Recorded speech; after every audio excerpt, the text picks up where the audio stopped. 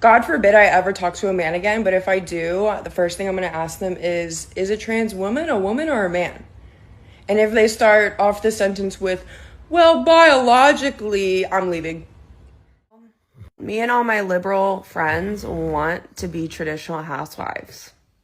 Well, not all of us, but most of us. But the problem is we don't like Republican men because they don't have the same sense of justice and morality that we do, because we care for every human being. And the liberal men don't believe in exploiting themselves for labor, so like we have to have an equal household, because the only ones that bust their ass and make enough money to support a stay-at-home mom, wife, whatever, are the Republican men, because they will exploit the shit out of themselves for money. Then they're miserable and burn out and take it out on everyone around them and refuse to take meds. So it's like, I'd rather be alone. I'm a very liberal woman, so I am obviously, like, very much, everyone knows that I'm a liberal woman. My brother's gay, all my friends are gay, also, like, abortion rights, female rights, but anyways, again, I'm a very liberal woman. I have to date someone that is on the same page as me, because I can't disagree with someone on something that is so important to me for the rest of my life. I fully respect Republicans. I understand that you want to vote that way, but for me, I don't want to marry you and I don't want to date you. So we ended it. And no regrets. I've been single ever since. It was awesome. It's been awesome. My personal hinge criteria: if it is a photo of you and 5 other guys, no. Immediate no. If you are a cop, no. Firefighter, military man, no. A Republican, no. If you are apolitical, no you're not. No. If you answer all of your prompts with one-word answers, no. Ex-girlfriend with an emoji over her face, no. A fish or dead animal of any kind, no.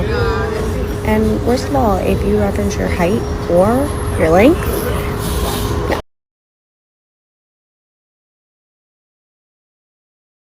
Ephesians 5:25, NIV. Husbands, love your wives, just as Christ loved the church and gave himself up for her. That's the standard, love that sacrifices. In the Bible's teaching, a husband's role isn't domination or ego. It's self-giving leadership, protecting, providing, serving, and putting his wife's well-being ahead of his pride. The model is Christ, love that shows up, stays steady, and pays a cost. In today's world, we don't hear enough about the truth that a healthy home doesn't happen by accident. It takes love, sacrifice, patience, and daily choices from husbands and wives, from parents and children, from everybody.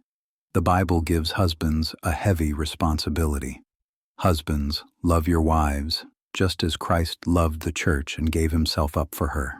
That's not control, that's not ego, that's service. That's protection. That's a man laying down pride for the good of his family.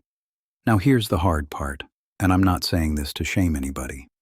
Many women went into the workplace for good reasons: necessity, opportunity, ambition, survival, respect.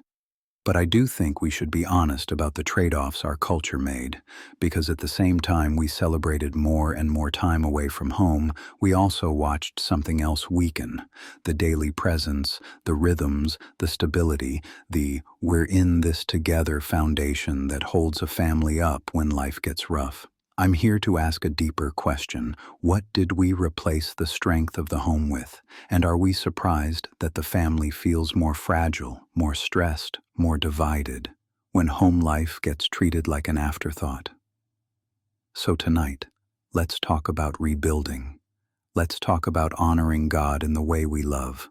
Let's talk about a return to stronger families, not by going backward in anger, but by moving forward with wisdom, humility, and courage. Because a strong family isn't a trend, it's a calling. Colossians 3:18-19, NIV. Wives, submit yourselves to your husbands as is fitting in the Lord. Husbands, love your wives and do not be harsh with them. Respect and alignment from the wife, love and gentleness. For a woman today, that can look like building her home with comfort and care, honoring her husband with her tone and actions, strengthening unity instead of undermining, encouraging his leadership instead of competing for control, and guarding the marriage with loyalty and discretion. It means speaking life, not contempt, and helping create a home where faith, peace, and stability can grow. So if we're asking where the good men are, we also have to ask, are we building the kind of homes that good men and good women come from? Because strong families don't happen by accident. They happen when husbands love like Christ, and wives build with respect and unity, and both choose God's way, even when culture pulls the other direction.